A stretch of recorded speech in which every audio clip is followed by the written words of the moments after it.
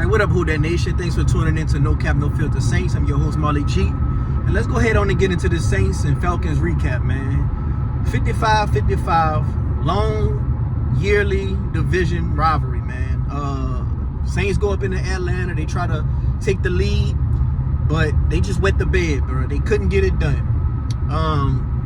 Let's go ahead on and start with the offense, man. The offense, they come out firing. You know, they march upfield. Easy touchdown, you know, go ahead on and tie the game up after the Falcons just got a gimme score on special teams.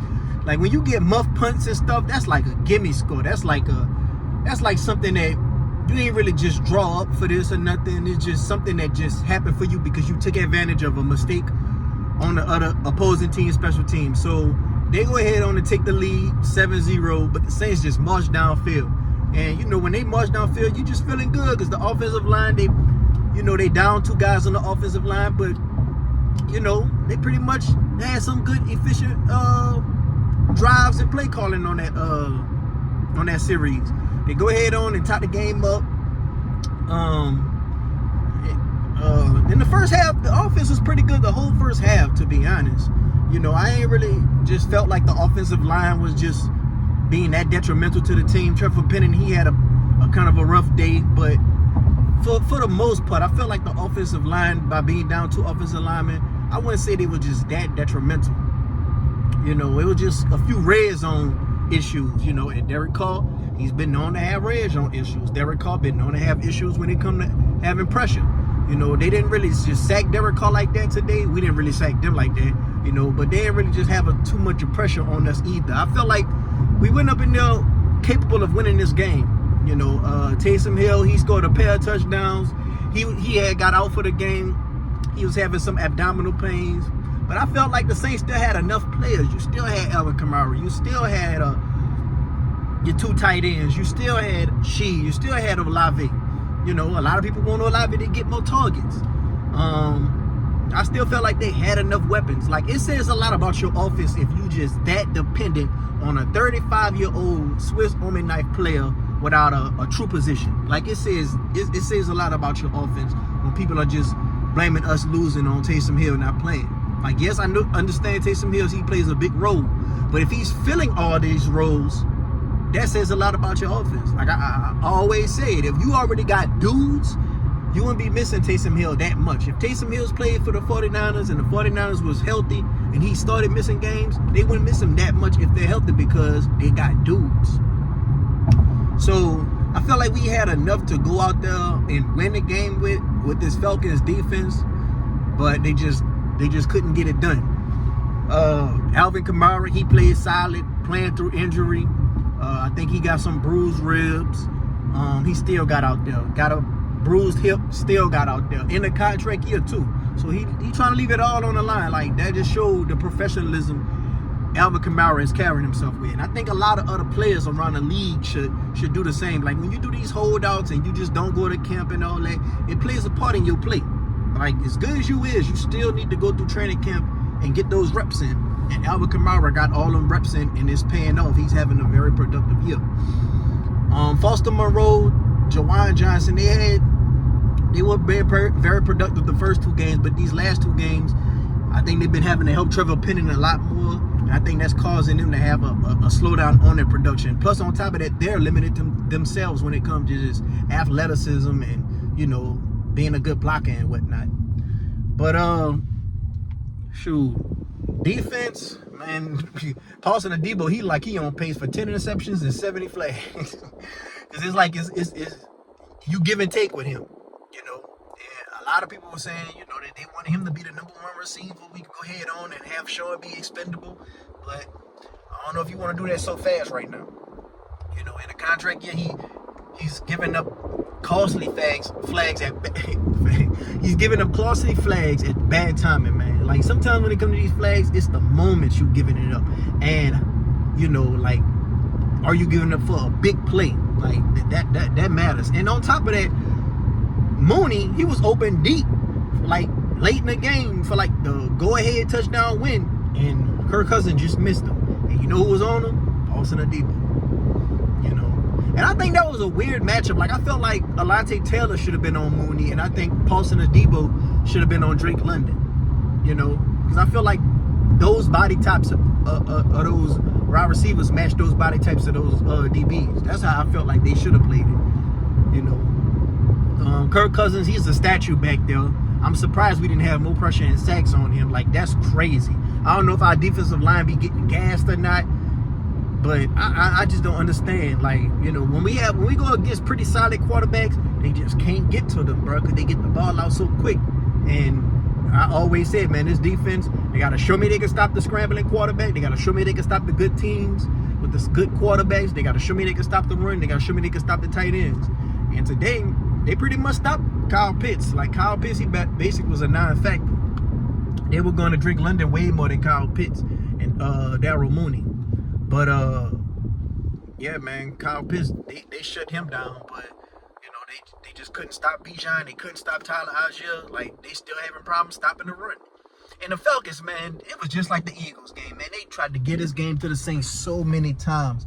Like, Zach Robinson, the offensive coordinator, I think he had questionable play calling. I think he had questionable personnel packages in certain points of the game. Like, it was like a 3rd and 6 or a 3rd and 7. Why would you have Tyler Algier instead of Bijan Robinson right there? Like, that was stupid. So I feel like the Saints had plenty of opportunities to win this game. They just ain't take advantage.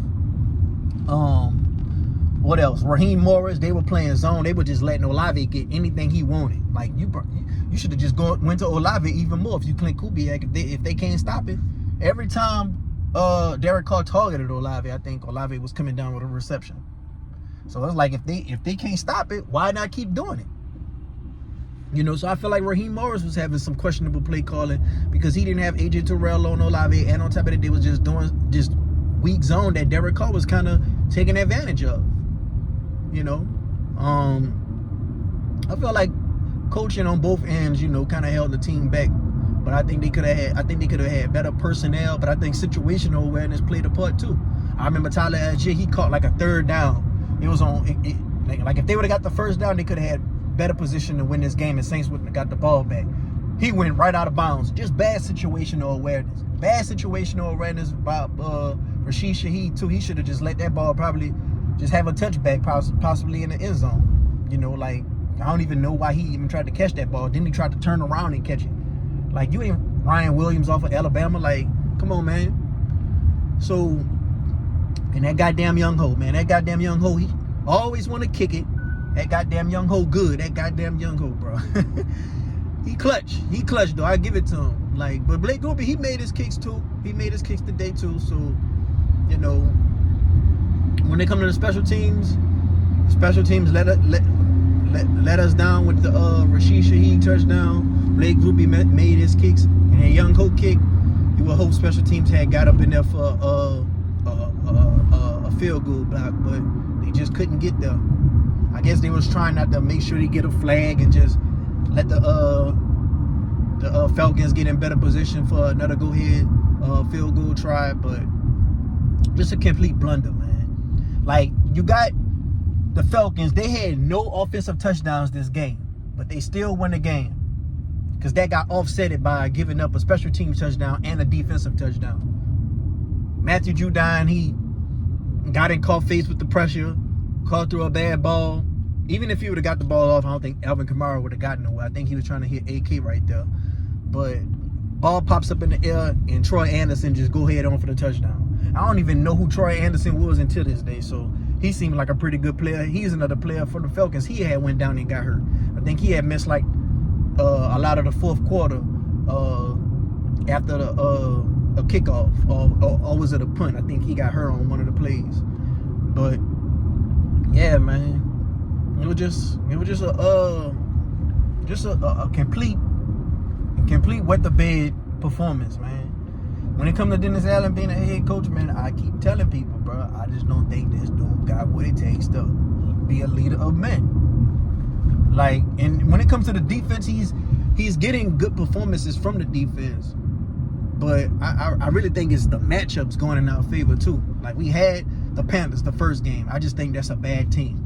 We had the Cowboys. I just think they was missing Ferguson. Plus, I just don't think they're really as talented as they were previous years. I felt like they took a step back. Yeah, they won 12 games 3 years straight, but I said before the season, I think they was going to take a step back. When we played the Eagles, they didn't have A.J. Brown. Like, they was missing a lot of people. So I just felt like the matchups was going in our favor. But at the end of the day, like, that defense is still playing good, so you got to give them credit. But what's going to happen when you need to make them have a stop? Like, when they need to shut down the run, they need to make a big play and stop the offense. Like, that's the thing. What's going to happen in the key moments when it's on the defense? And for years, the defense always said, yeah, we want the game on the line to be on us. When the game been on the line to be on y'all in these last 2 weeks, y'all been wet to bed. So all I can say is, man, they just gonna have to go back to the drawing board. A lot of people ain't want to lose this game because they didn't want to possibly go on a 3-game losing streak. Because we played Kansas City. A team with a great quarterback, a great head coach, a great tight end. They ain't been clicking as of late, but I got a feeling they're gonna start clicking against the Saints.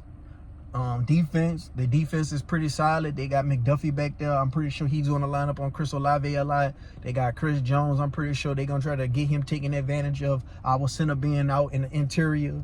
It's going to be a tough game right there at Arrow Stadium. Do I think the Saints are capable of winning? Yes, I think they're capable of winning. But do I think they're going to win? No, because I had the Saints losing this game before the season even started. And I had the Saints going 2-2 the first 2 weeks anyway. It just depends on how we was looking going into Atlanta. Like, if it was looking bad going into Atlanta, I thought we'd have just had to go ahead on and have a must-win game and beat Atlanta. But if it was looking pretty decent going into Atlanta, I think Atlanta would have won. And that's exactly what happened. I had us beating the Panthers and I had us beating Atlanta before the season started with my predictions into 4 weeks. I had us going 2-2, and that's what we are. We are 2-2.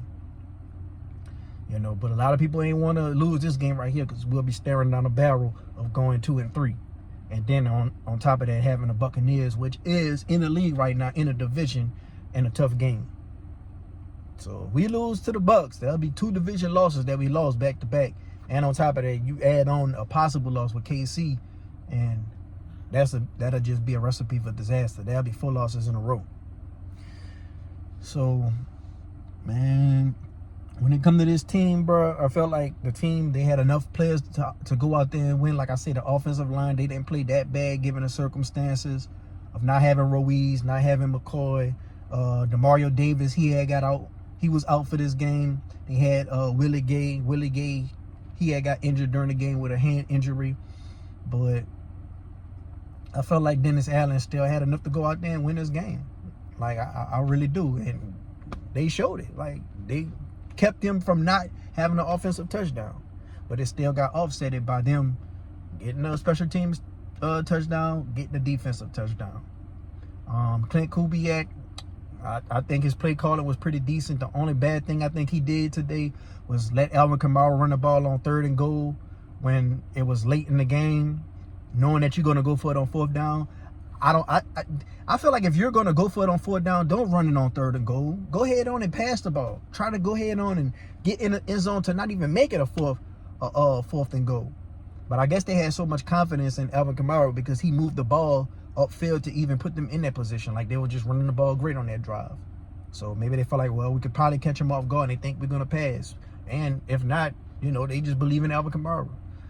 But I think that was probably the biggest mistake Clint Kubiak made in this game, But besides that, I think that Saints just, I think the Saints blew this game, and I think the Atlanta Falcons, they had plenty of opportunities to put this game away. Like I say, bad situational awareness, bad personnel packages, bad play calling. The Falcons shot themselves in the foot numerous times. Like, if you were a Falcon fan watching this game, I know you was just so... I know your blood pressure was just rising so much. You probably smoked a whole pack of cigarettes watching this game, because it was just so many opportunities that they just wet the bed on themselves. It was kind of reminding me of the Eagles game with Nick Sirianni and Kellen Moore. But the Saints got another opportunity to redeem themselves. They got Kansas City next week. They're going into Arrowhead, a hostile environment. Kansas City, they've been having close matchups with everybody been playing thus far. They still 3-0. You know, in dogfight games, they just find a way to win. You know, and then when you're going in the Arrowhead, you got to know you're not only playing Patrick Mahomes, you're not only playing Andy Reid, you're not only playing Travis Kelce, you're playing Taylor Swift and the refs. So if you're into conspiracy theories, you can't even let the game get close to even give it a chance to be in the refs' hand. You know, and that was another thing. I think the Saints Falcons was shooting themselves in the foot with some flags. Bijan Robinson caught a touchdown pass for off a screen, I believe, and Falcons had a flag, ticky-tack holding penalty right there on Chase Young. So the Saints had plenty they caught plenty of breaks off of Falcons' mistakes, but they just couldn't get it done. But I'm gonna go ahead on and go live tonight, y'all. I just wanted to make a quick recap right now. I know every Saints podcaster right now going live talking about the game. I just wanted to make a quick recap before I go into work. But I'll see y'all later on tonight around 11 o'clock. I'll be live, and y'all can come in and tell me y'all concerns. Till then, who dat?